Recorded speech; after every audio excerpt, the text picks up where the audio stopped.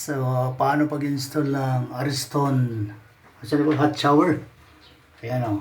Itong wire na para sa light niya. Ayan o, ang thermostat. Din yung round na easy wire. Ayan o. Live yung live yung brown. Ang blue color. Ano yan guys? Yan ang neutral. Ang yellow green earth ground. Yan guys.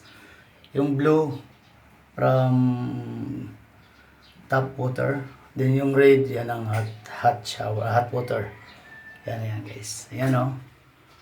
Ariston hot water. Okay lo guys. So ato nag-energize ang atong ariston. No? Temporarily lang. Isaksak ato. Nakahang ang yellow green. Live ang brown, ang blue neutral. Yan. 220 AC. Yan ito sa ating hot shower. Yan, temporary lang guys. Kung paano mag-install. Ayan ang ating luma.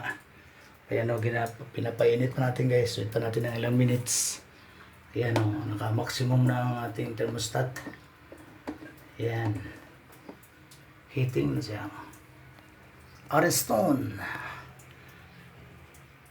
hot shower. Ayan, galing sa faucet yung blue. Ito yung foot bulb niya. Then yung hot itong red ang hot. Try natin guys. Buksan. Oh. Yung lock palm na kunti o ano ba? Ang tagal siguro talaga ito mag-init. Ayan guys. Okay, yun lang guys, no? Hindi pa natin i-final fix ang ating hot shower na ariston. No? Thank you sa sponsor, Bia. Wait pa natin na mag-iinit ang tubig. Then, mag-buy pa tayo ng ibang materials to fix this hot shower. Hello guys, God bless. Bye-bye.